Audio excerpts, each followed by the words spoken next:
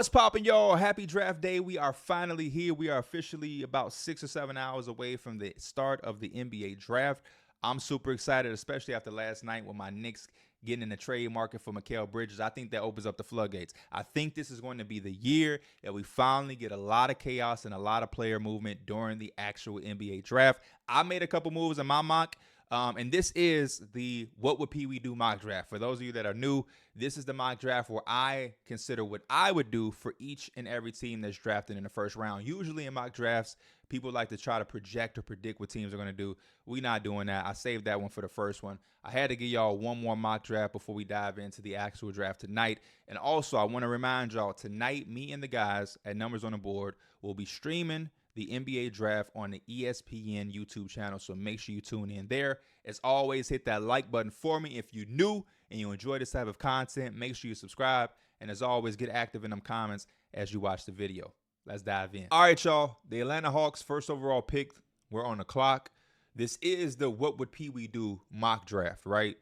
The thing about it is, though, even with what I would do, I have to consider the things that I've been hearing about all of these different situations going on with the draft. And the main situation that pertains to the Atlanta Hawks is that Alex Sarr doesn't want to go there. He's declined to go work out for them. Apparently, according to Landry Fields, they had a workout scheduled and was on a calendar, and he just didn't show up. So that's given all indications that he just does not want to be in Atlanta.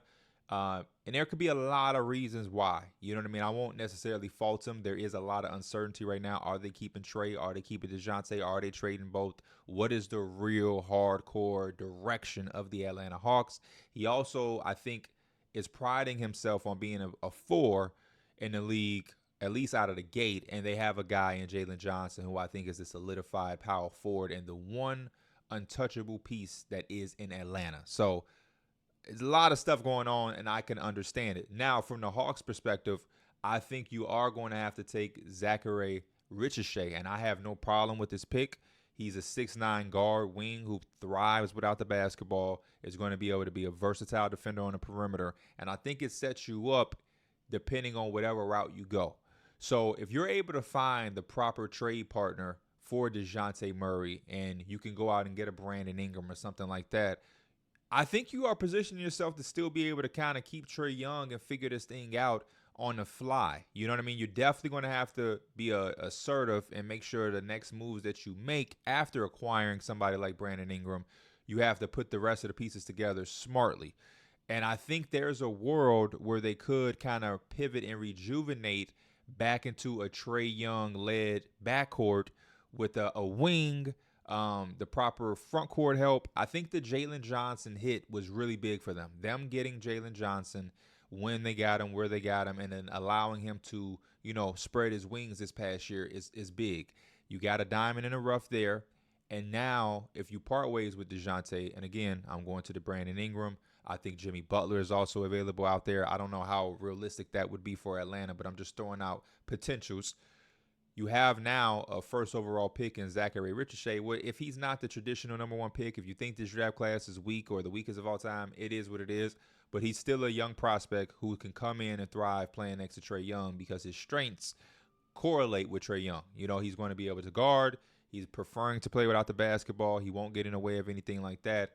And then you still have Clint Capella, DeAndre Hunter, as far as other movable players and pieces to kind of reorchestrate this team. And even Bogi Bogdanovic, he has value on the market, had a really good year off the bench for them.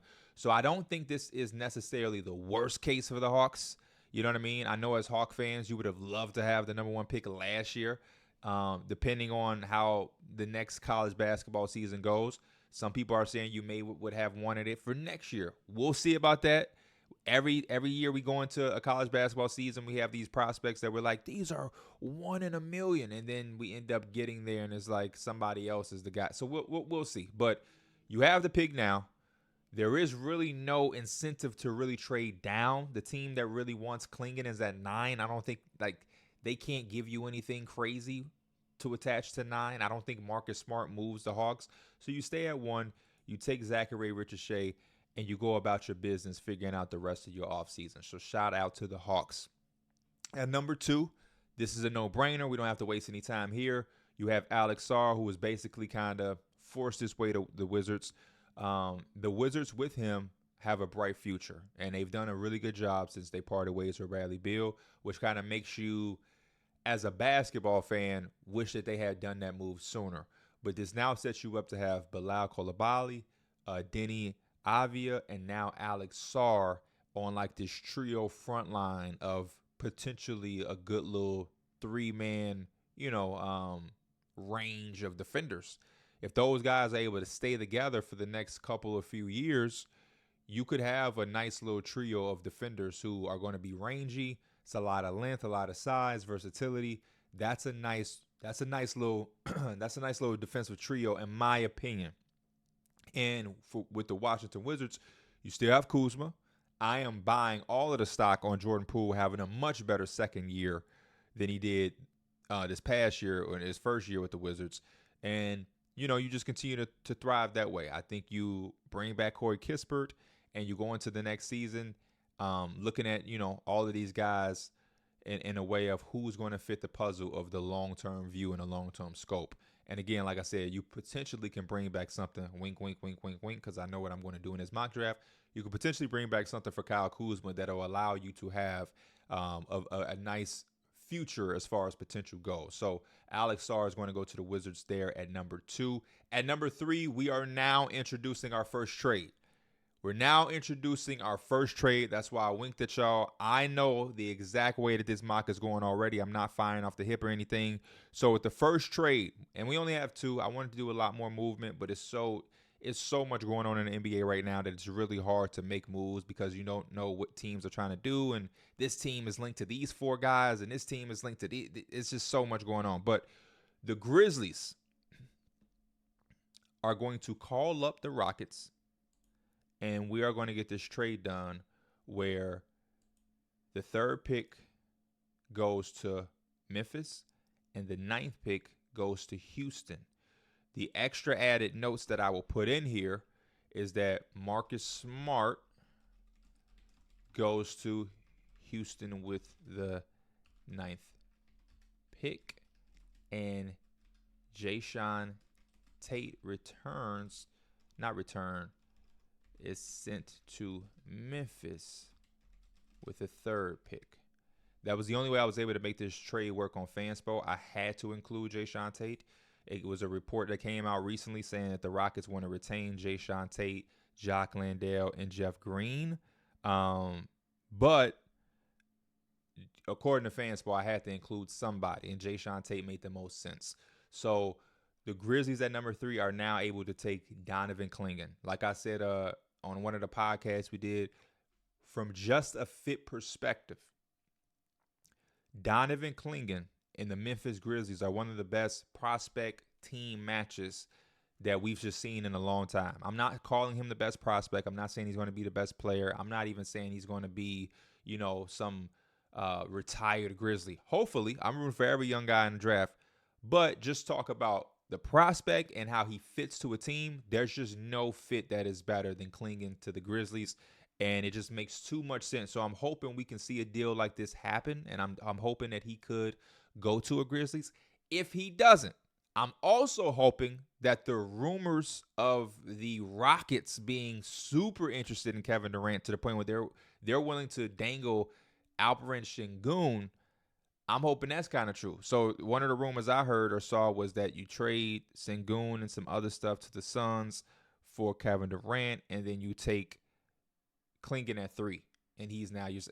But that's so far-fetched, and it probably isn't going to happen. I just don't want to see Kevin Durant in the Suns jersey. I would much rather see him with the Rockets. Him with the Suns, I just still can't even get used to. So cool. That was our first trade.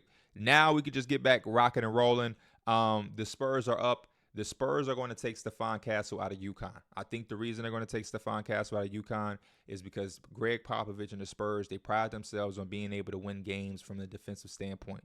This is a young man who's going to defend, number one, but he's also shown us at UConn that he can adapt. And I think that's the main thing that the Spurs prioritize when drafting prospects. Guys who can defend, but also guys that can adapt. And I think Stephon Castle has an opportunity here to be your point guard, to show you and earn the role of being the lead guard, And no matter what direction the team continues to go as they continue to build around Vic, you have the confidence and the evidence and the proof that he can adapt, whether that's playing with the ball, playing off the ball, being a cutter, being a screen setter, being the ball handler in a pick and roll. I buy into the jump shot. He's going to be able to guard multiple positions. He really strikes me as somebody who could do a lot of the things that we saw Drew Holiday do for the Celtics during this past postseason in their championship run, and even what Drew Holiday did in that finals, being able to say, okay, they're guarding us like that, so now I'm going to be a guy who will play in the dunker spot. I'll roll, you know what I mean? I'll do all of the little things for us to win. Stephon Castle in this draft class is one of those guys who I think could take that role and is going to be able to fit with any team he is drafted to. So the Spurs are going to pick up on that, and they're going to take Stephon Castle. And number 5, the Pistons here are in a situation where they have to continue to build on stuff. Obviously, Reed Sheppard has now fallen because the Rockets, who were thought to take him at 3, moved down to 9. I like a Reed Sheppard type guy in Detroit next to Cade Cunningham to alleviate some things for Cade and also give him somebody who defenses can't leave and they have to prioritize the shooting. And there's something there that gravitates you to Reed Sheppard for sure. But when you look at Modest Buzelis, and you look at the size, you look at the intangibles, you look at the skill set, you think about the shot doctor that just came into Detroit, who's going to work with Asar Thompson, who can now work with a Modest Buzelis to get him back on track to be the shooter we had seen him be before this stint with the G League. You can't pass up on this if you are the Pistons. It makes too much sense, and I think they're going to prioritize taking one small kind of swing, maybe not a home run out the park swing, but this is an attempt to hit it in a gap, to get a double or some extra bases, potentially a triple, because I don't think the Pistons are projecting themselves to be back in the top 5 again. I'm not saying that they're going to be one of the best teams next year, but I'm just kind of gauging them to be aggressive and to really buy into these young, talented players that they have. And with the next coach, they're going to push to be a lot better of a team who isn't out here losing 28 straight games. So Modest Buzelis, my Chicago homie, going to Detroit, very close. We can still go golfing, Brody. Just hit me up when you're in the city. All right, so now on the clock is the Hornets. Another team that can make some sense for Reed Sheppard, playing less than LaMelo Ball, alleviate pressure for him. The only thing I would say about this, though, is I think when you talk about wings in the NBA and you look at how successful the Hornets were with drafting Brandon Miller, I think you have to continue to double down on that. You have Mark Williams, who you like. You have LaMelo Ball. Both of those guys were hurt last year. That allowed Brandon Miller to have a really strong rookie showcase. And if Victor Wembanyama wasn't as mind-blowing as he was, a lot of conversation would be more around Brandon Miller in the year that he had. He's kind of going underrated because of the shadow of Victor Wembanyama. I think you have to double down on that and take Cody Williams out of Colorado, the brother of Jalen Williams from OKC. I know you've heard that a million times, but his size, his defensive capability, the passing, just, again, a very good basketball player and a wing body. You put LaMelo, him, Miller. They're probably going to bring back Miles Bridges, and then you have Mark Williams. That's a team that kind of shows me some type of fit, some type of direction, and they're going to soon be able to try to cultivate an identity as they put the rest of these pieces together. So I really like this pick for them, and I think this would make them a lot better as far as direction. Again, can't speak on the wins and losses they'll have in this upcoming season. It takes a lot to win in this league, but just from a piece and a potential perspective, as long as you have LaMelo and Mark Williams healthy, you add these two young wings in Brandon Miller and Cody Williams, and you have yourself a nice wing duo with LaMelo Ball, who has already shown us he can play at an all-star level. So I like that pick a lot. Now at 7, the Portland Trailblazers are in a tough situation. Ron Holland, there's been rumors that he's kind of slipped throughout conversations of drafts. But I think if you're Portland, based off of your history in the depth chart, we look at the depth chart, I'm taking Malcolm Brogdon and Jeremy Grant and maybe Robert Williams as 3 guys who potentially could be moved. Anthony Simons could be moved too. But you have such a log jam in this guard position. You have Scoot Henderson. You have Anthony Simons. You have Shaedon Sharpe.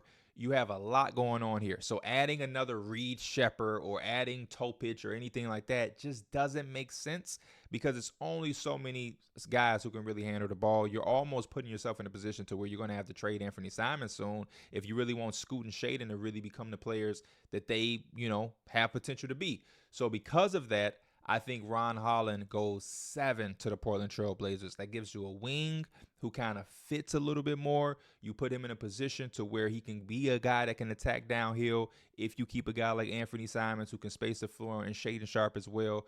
And you just get more athleticism. Him, Scoot, Shaden Sharp, getting out in that open floor, being a young team that can run and get up and down. And this also gives you a guy who has upside on the defensive end.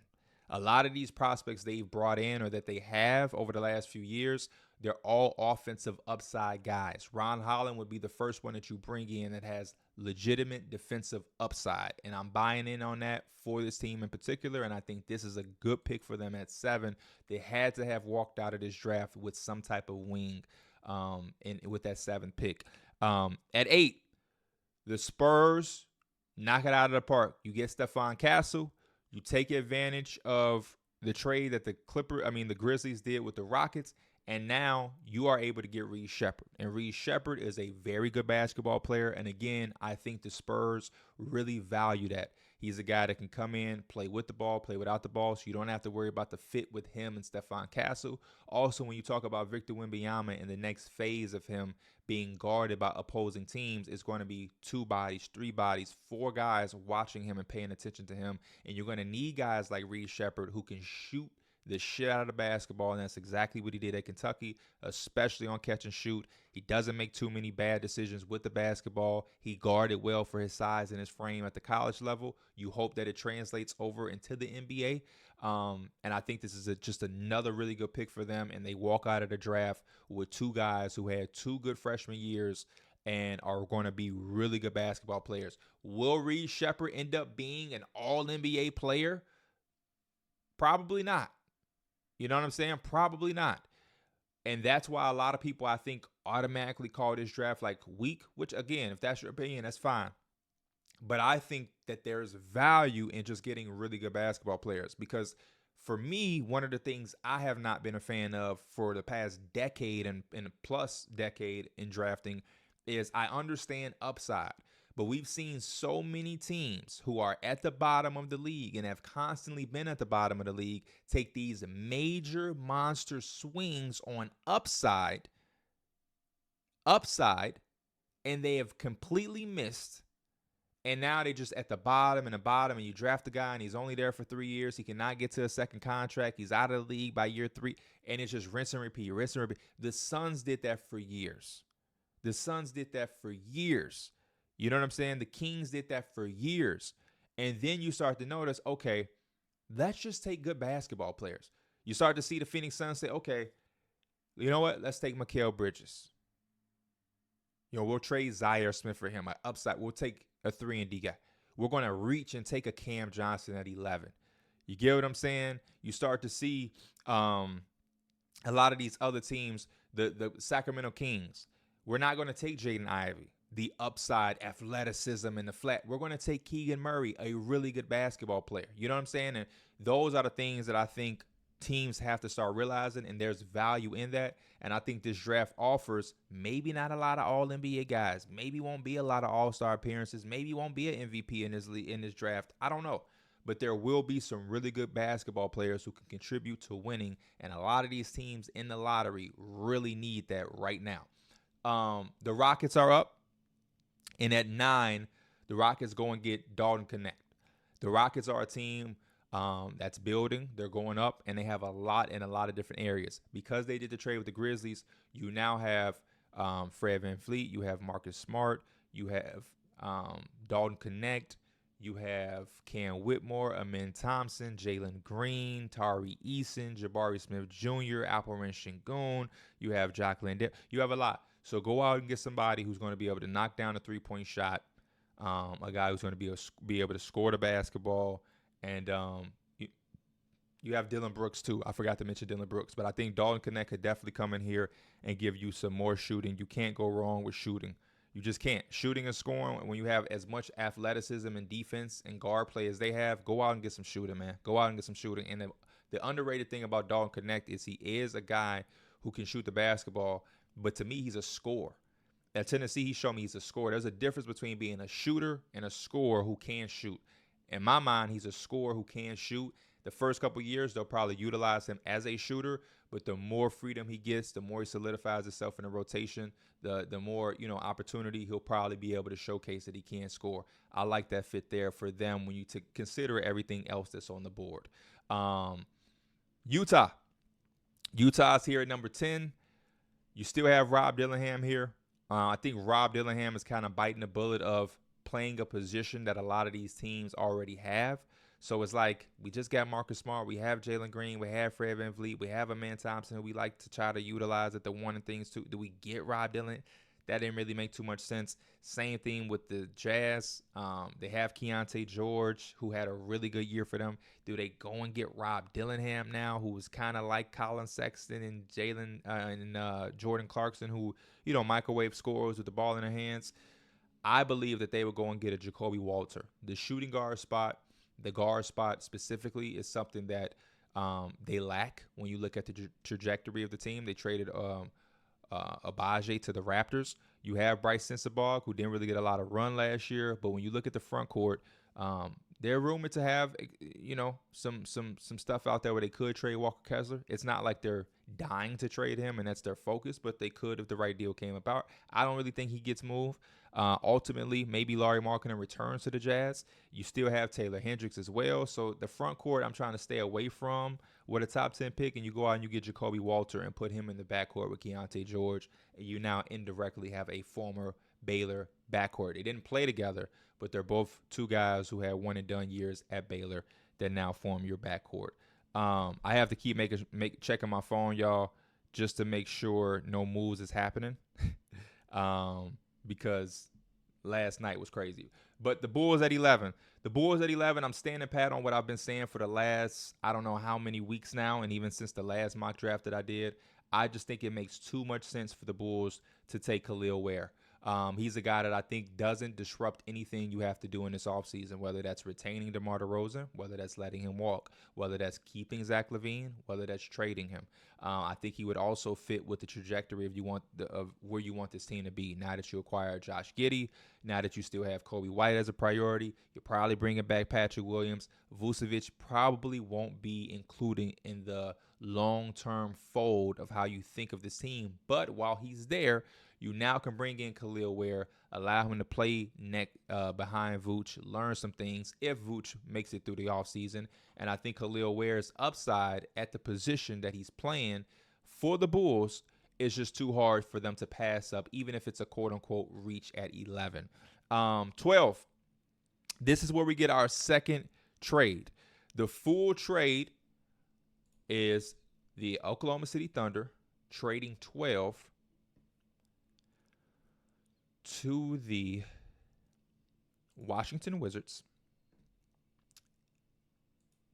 That goes to Washington, and then 26 goes to OKC. The added notes: Thunder also get Kyle Kuzma and the Wizards get back Jang, Kenrich, Williams, and a 2025 first round pick via 76ers. So again, for the full trade breakdown, the Wizards are acquiring the 12th pick.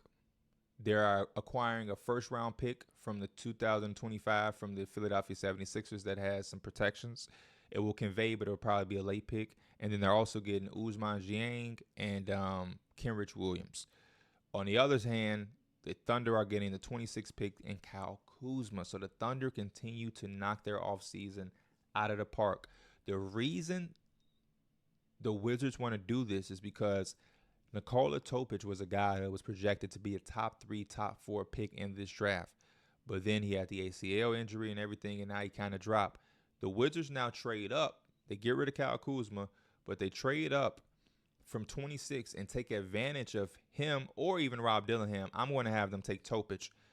But now you get Alex Sarr, and you get a guy who was also regarded as one of the top picks in his draft, Nikola Topic. This is a great pick for you. Wasn't doing anything with Kyle Kuzma anyway. You get what I'm saying? You got another pick for next year, even though it'll be in the 20s because it belongs to the Sixers, and they're probably going to be a playoff team. But that's just another first-round pick that you'll have. And now you walk away from this draft with Alex Sarr and Nikola Topic. And again, Topic, with his ACL injury, it's no rush when you're the Wizards. You just want to accumulate as much talent as you can, and I think it's too good of a chance to double down on a guy who was once looked at as a top 5 pick, who maybe slipped a little bit because of his injuries and now his wingspan or whatever people were talking about. You have to take advantage. When you're a team like the Wizards, those are the type of moves that you have to at least try. You have to at least try it, because if it works out, you're going to look back on this draft as a draft-altering change in your organizational standpoint or future. So I love that trade for both sides, because, again, if you're Oklahoma City, you now walk away in the offseason with Caruso and Kuzma being added to a team that was already, the number 1 seed out west. And all you gave up was Giddey, Kenrich Williams, and Ousmane Dieng, and 2 picks who you didn't really value anyway. And then you still have a first-round pick at 26 to do something there. So their rotation is what? Shea, Dort, J-Dub, Kuz, Chet, and off your bench you have Caruso, Isaiah Joe, Cason Wallace. And if you want to go get Hardenstein still, I don't know if the money still works with Kuzma being absorbed, but, Drummond, whoever, you know what I'm saying? You can go out and be really, really big players if you're OKC. At 13, we're going to have the Sacramento Kings take Devin Carter. I think the type of player he is the type of player that they need. We saw a little bit of that with Keon Ellis getting an opportunity last year. I think you double down on that. He can come in and give you some defense, some versatility, rebound a basketball, and they need a little bit of that, some more of that, and some more dog in them because of how much offensive firepower they have. We back on the Blazers, who picked Ron Holland at 7. I think you double down on, on swings, and I think that's why you take Tejan Salon. So, you prepare yourself to move on from Jeremy Grant and Malcolm Brogdon. You bring in Ron Holland into John, and those are now your 3 and 4 guys who you are pairing with all of those guards that you've drafted over the last few years. And you're banking on potential at that point. So shout out to the Blazers. I think for them to have those 2 guys at 7 and 14, you feel happy with that. Going back into your offseason. At 15, the Miami Heat take Jared McCain. I think he's just exactly what they need. He's a smart basketball player. He's a really good basketball player. He can knock down a 3-point shot from the perimeter. He can run the show. I think he showed a good job of adapting at Duke because he played with other guards like Caleb Foster, Jeremy Roach, and Tyrese Proctor, and he was still able to show that he has lottery value. Now, he slipped out of the lottery at this point, but he maintained some really good draft stock in a situation where a lot of other guards would have probably failed. And I think the Heat look at this pick and they just can't pass up on it. It was very hard to pick between him and De Silva, because De Silva also strikes me as a Miami Heat guy. I don't think they care too much that they took Jaime Jaquez last year. There's no overlap there. I think they would say, we probably losing Caleb Martin, and we would like to bring in Tristan De Silva to kind of fill that void. But there's a glaring hole more at the guard position, and I think they fixed that with Jared McCain. So shout out to the Miami Heat, another good pick for them. And they like the Dookie boys because they drafted Justin Winslow as well years ago. Now at 16 is where the Philadelphia 76ers take Rob Dillingham finally. He's failed to 16. A guy that he's been compared to a lot is Lou Williams. He goes to where Lou Williams kickstarted his career, play behind Tyrese Maxey. And I think he benefits from this. This is a nice situation for him. This is a team that's going to be big buyers in free agency. So they're going to have to, lean on whoever they take here at 16 and give some opportunity to him. And the campaign role that we was seeing played in the playoffs against my Knicks, Rob Dillingham could play that role. He could play that role for sure. I like that a lot for him. At 17, The Lakers have been talking about being a big size team, being a big front court team. You have to do it. You take Zach Edey. They're a team that historically, when LeBron James is on teams, they don't play rookies. So you don't have to really try to do the upside stuff. You did that last year with Jalen Hood-Schifino, and he didn't play a single meaningful minute. We haven't seen Max Christie. I almost call him Cam Christie. We haven't seen Max Christie play real valuable basketball in a long time, besides the couple of times we've seen it early in the season. So the Lakers, y'all are taking these guys who probably have upside as young players, but y'all not really giving them opportunities. So take a guy who's already 22, who's 7'3". He can play with AD, play behind AD. That's more size in the front court. And yeah, just shake some shit up. Shake some shit up. You got Zach Edey. 18 on the clock is the Orlando Magic. They are going to take Tristan da Silva, a guy who can come in and do a little bit of everything, but also allows them to continue to have their identity. One of the things for them is they are another team that has a lot of guards. You talk about Suggs, Anthony Black, Cole Anthony. They have a lot going. Markelle Fultz, depending on what they do with him, they have a lot of guards. And I think when you talk about replacing some guards that they could potentially lose, you want to do that on a free agent market or the trade market. I don't think you want to draft another guard when you already have Anthony Black. I think they need to try to go and sign a KCP, trade for an Anthony Simons, go out and sign a Klay Thompson. And Tristan da Silva is a guy that you bring in for losing the Gary Harrises of the world, anything like that. And I think at 22, he could be a guy that could play some rotational minutes for y'all when Franz Wagner goes to the bench or anything like that. 6'8", pass, dribble, shoot, rebound, defend, multiple positions. He is a really, really good Orlando Magic fit and meshes well with the identity and the culture that they've set. With Toronto, you just signed Scotty Barnes to a very hefty extension, rightfully so. You're going to have to sign Emmanuel Quickley soon. You have R.J. Barrett. Gary Trent is gone. You're not bringing back Bruce Brown. You're probably going to trade him. I couldn't really find a trade for Bruce Brown when I was trying to figure it out for whatever reason, because this pick at 19 is not like a pick that's sought after, and I don't know any of the teams that would have wanted Bruce Brown that they may have wanted to trade up for. OKC already got Caruso, so I don't think they want Bruce Brown. The Grizzlies got Klingon. I don't know if the Rockets want Bruce Brown at $23 million. So I'll let them figure that out in real life. I gave them Bub Carrington. Bub Carrington is a scorer. I think you get him at 19. He kind of reminds you a little bit, or not reminds you, but can do some similar things to Quick. And you already took Grady Dick, so I didn't want to give him Johnny Furphy there. You have Kelly Olynyk and Jakob Poeltl. Scotty Barnes is the guy you play everywhere. Then you have R.J. Barrett. They are one of those teams. There's a lot going on with little results in the winning category.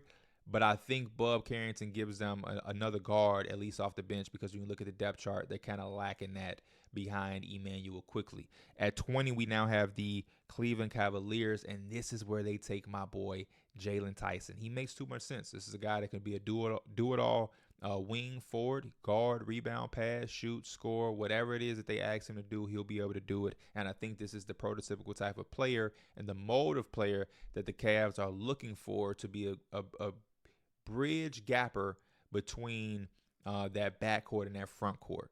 Max Strus did a lot of good things last year. Karis LeVert always has his moments. Isaac Okoro can guard his ass off, but that jump shot is always going to be in question, especially in the playoffs where teams are going to just say, hey, we're living with Isaac Okoro shooting threes. Jalen Tyson is a nice get to potentially develop into a nice bridge gapper for them at that wing spot. Now you have the New Orleans Pelicans. Brandon Ingram is probably going to be traded at some point. Valanciunas is now gone. They're not bringing him back. You're going to bring back Dyson Daniels. You're going to bring back Trey Murphy. And you're probably also going to lose Najee Marshall. So, when you talk about guards, you have CJ McCollum, Dyson Daniels, Jordan Hawkins, Jose Alvarado. You have a nice 4 guards right there. So that's already loaded. You talk about wings, you have Herb, and you have Trey Murphy III. Zion is your 4. EJ Liddell will be back. You lose Valanciunas. I think you take, and you have to take, I think, Eves Missy. He makes a lot of sense. I know in a perfect world you want somebody who can be a stretch for Zion. Maybe that's still out there on the trade market. And if you can get that, then you get it. But if not, you have Eves Missy, who I think is a baby Clint Capella, and you just double down on that. But yeah, in a perfect world, you want that space in five. It's just so hard to find in the NBA. They just not growing on trees out here. I'm sorry, New Orleans. At 22, because you have, I don't even know the direction of the Suns right now with so many different rumors. Teams want Devin Booker. Teams want Kevin Durant. We know Bradley Beal ain't going nowhere. Royce O'Neal is probably returning, they said. So I ultimately gave them Isaiah Collier. And the reason I did that is when you look at the depth chart, whether they keep this core or not, and they run it back, this point guard listen is just not it. You know what I mean? And they need a guy who not only can play this position, but they also need somebody who has some high potential. You know what I mean? He is the type of player that these teams late in the draft need to take swings on if there's not a clear-cut plug-in player that has, a spot open for them, and the Suns just don't have that. So I think he can be a guy that can come in, learn from a lot of these great guards, and he can also have upside. You know what I mean? Also still only 19, one and done. There's extreme upside there for them. Now when we get to the Milwaukee Bucks, we're going to scroll down a little bit, and we're going to give them Kevin McCullough, a guy that's kind of gotten forgotten about at Kansas. He had some injuries to end the year, so he wasn't able to play in a tournament. But when you talk about ready to play now, defense and three-point shooting, 3 and D, that's exactly what the Bucks are looking for. That's exactly what he can give you in some type of form or fashion. This would be a really good pick for them, in my opinion, if they were drafting. There's rumors that they could package this pick, Connaughton, Bobby Portis, and try to get something going. But if you have to draft for the Bucks, Kevin McCullough is my favorite. It's just better to do than to take, I don't know, Johnny Furphy and have him sitting on the bench all year. Go try to get some win now players who can play immediately, like Andre Jackson and Kevin McCullough. You get some guys like that and you throw them off the bench, they'll be able to contribute. You know what I mean? We saw them try to take upside with Marjon Beauchamp, and as of now, nothing has really transpired. Hopefully he can start to get some minutes next year as well. But I love that pick for them at 23. The Knicks, as a Knicks fan, I'm highly anticipating these picks get traded. I just don't know who, what, when, where wants these picks, and if we're sending both or we're doing two different trades. So I'm just going to draft for the Knicks as if they're not trading. And if it was for me, I would take Deron Holmes at 24, and then at 25, without a doubt, I'm doubling down on defense. Now that you have OG and Mikal, why not double down on it with more wing defense and Ryan Dunn? Let him learn from those guys, and you just allow Thibs to be in defensive heaven. He deserves it. 26, we got OKC back up. This is the pick they got from the Wizards in the trade that they did to acquire Kyle Kuzma, and this is where they go after some more front court help with a guy that has some versatility, could pass, could shoot, could run the floor. Kyle Filipowski is a nice, safe pick for you at 26 if you are the Oklahoma City Thunder. At 27, you have the Minnesota Timberwolves. You look at their breakdown right here. Hopefully I'm not blocking anything. You look at their breakdown. You have Cat. You have Gobert. Evan Turner is finally off of the books. Monte Morris will be off the books and going to free agency. So will Kyle Anderson, Jordan McLaughlin. Aaron Brooks is off the books. Wow. I say all that to say, though, you're going to need a little bit of help because you're not going to have any backup guards. I like Nikhil. I'm buying in on Leonard Miller whenever he's able to get some opportunity. So I'm going to give them Tyler Kolek from Marquette. He's going to be a guy who can come in, maybe be a backup point guard, and generate some of those minutes because they're going to win a lot of games and blow a lot of teams out. And he can learn from Mike Conley.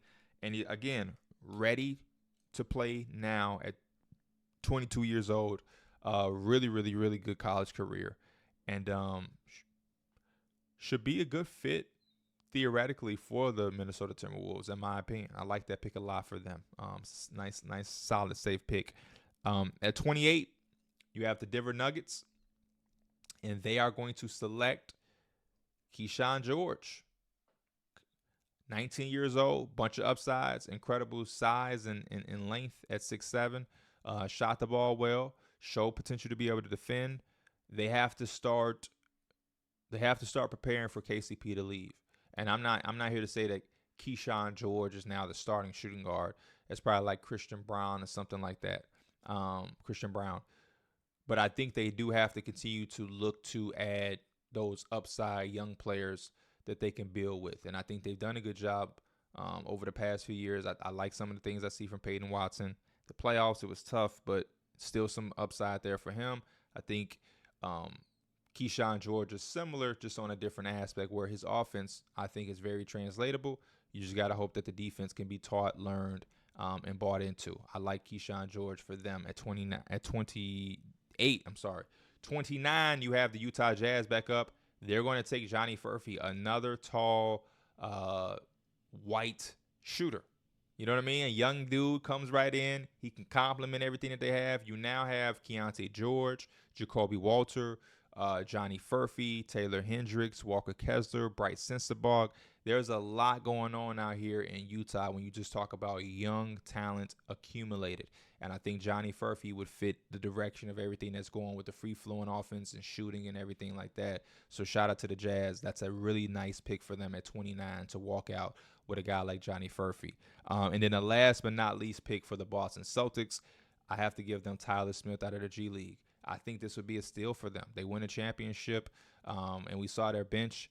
They're going to need to start cultivating guys, and this is how you do it. You draft guys with your late pick, and you get a guy like Tyler Smith with a lot of upside. Can play 3-4, maybe some small ball 5, catch and shoot, pick and pop, with a little bit of athleticism at 6'9". And the NBA draft is wrapped up just like that. So as a quick review, Donovan Clingan, standout things that happened in my mock draft. Donovan Clingan went to the Grizzlies at number 3. And they did a swap with the Rockets that gave the Rockets number 9, and it gave the Rockets Marcus Smart. And the Grizzlies also got back Jayshawn Tate. The Spurs walk out with Stephon Castle and Reed Shepard. Cody Williams goes to the Hornets. Dalton Knecht is who the Rockets take with their 9th pick. The Bulls get Kel'el Ware. Jazz get Jacoby.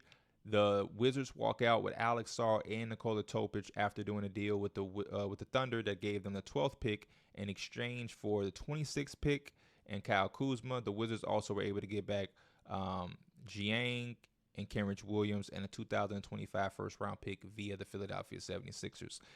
Kings get Devin Carter and some other highlight things. Rob Dillingham falls to the Sixers. Yves Missy to the Pelicans. And Tyler Smith goes to the Celtics. That's a wrap, man. I appreciate y'all. Tonight is the NBA draft. Make sure you tune into ESPN's YouTube channel. Me and the guys that know on the board will be live streaming the draft, trying to give y'all as many funny moments and information and knowledge that we can. Hopefully we get some trades going on. I can't wait. I hope y'all excited. As always, I appreciate you guys. I will see you next time. I am PeeWee the Plug. Make sure you locked in all offseason. We out. Peace.